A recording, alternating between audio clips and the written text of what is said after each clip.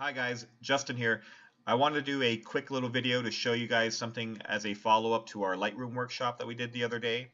And some of you may recall that we covered the topic of culling and importing your images.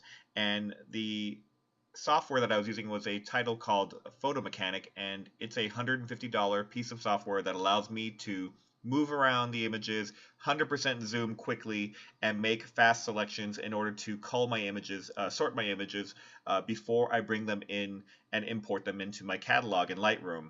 And the reason I do it this way is that it's quick, it's efficient, it's much faster than doing it in Lightroom, and it allows me to have my images selected before I do my importation.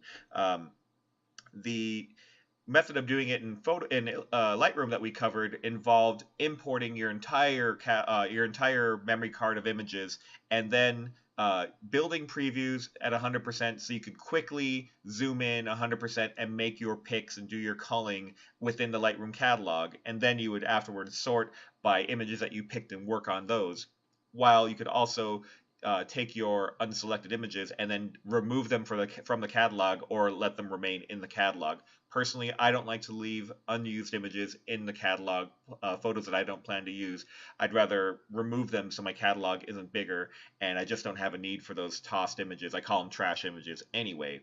So I came across something interesting in Lightroom in the import window that caught me off guard. I was actually surprised I didn't know this, but when you go into the Lightroom import window, and I have a new catalog set up, I go into the import photos and video, and now the window comes open for the import process, and I want to look for a shoot that I have where I don't have any of these pictures in the catalog yet. So I'm going to go to my toss folder. These are all throwaway images anyway. And right now, immediately you see everything is checkmarked. So I'm going to uncheck these images. This is our grid view. And right down here is grid view. You can go into loop view by clicking here or hitting the letter E key, or you can double click on an image. So I'll double click on an image, and right off the bat, the first thing I like to do when I see an image to check if I'm going to use it is I check for sharpness. I like to do a full 100% zoom. So click on the part of the image that you want to check for sharpness, and right away you can see that it's sharp or not sharp at 100% zoom. I didn't know that Lightroom did this, so I would have shared this at the workshop had I known. So you can actually see quickly that the image is 100% at 100% zoom. See how sharp it is, and you can navigate through these images one by one. Make your 100% zoom by clicking on the mouse or hitting the spacebar key, and you can scroll through these images using the mouse wheel, the scroll wheel on your mouse. So I can, if I'm zoomed in though, it'll move it around.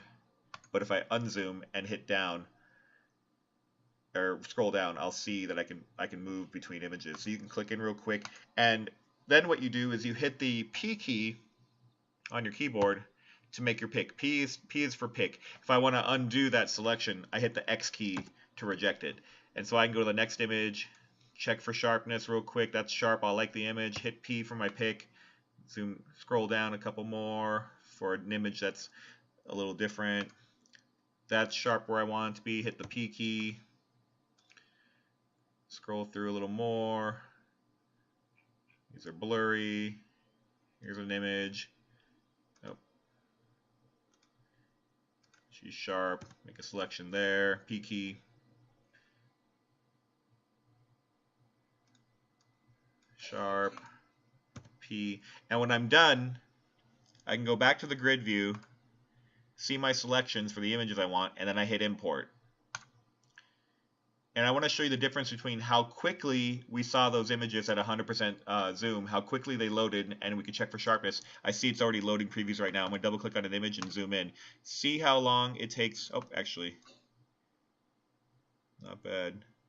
All right, I'm going to import a few more images just to show you how slowly it performs when it's building previews.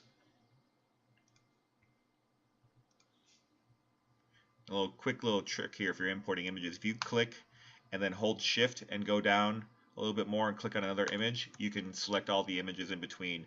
And then if you click on the check mark, you'll check mark all those images in that selection. So I'm going to import those real quick. And right now in the background, it's starting to build previews. Actually, it's building small previews. If I double click on an image to take a look at it, look how long it takes for it to load. Zoom in.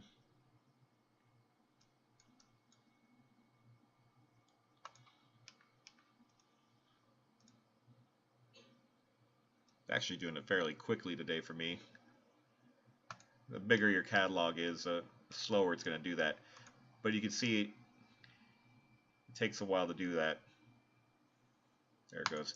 So the other method of doing this is you could go in here to File and go to, actually it's Library, Previews, build one-to-one previews, and watch as it slowly moves the progress bar up here in the upper left corner.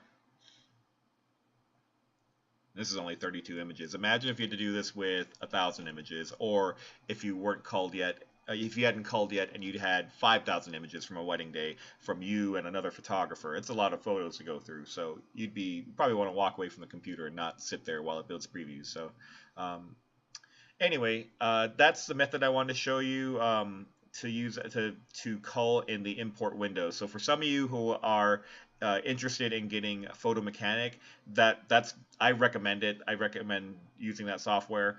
For some of you who aren't prepared to spend $150 on a piece of software just to make your selections, then the method I just showed you in the import dialog window might be a speedier solution than doing the culling once you've imported it into the catalog.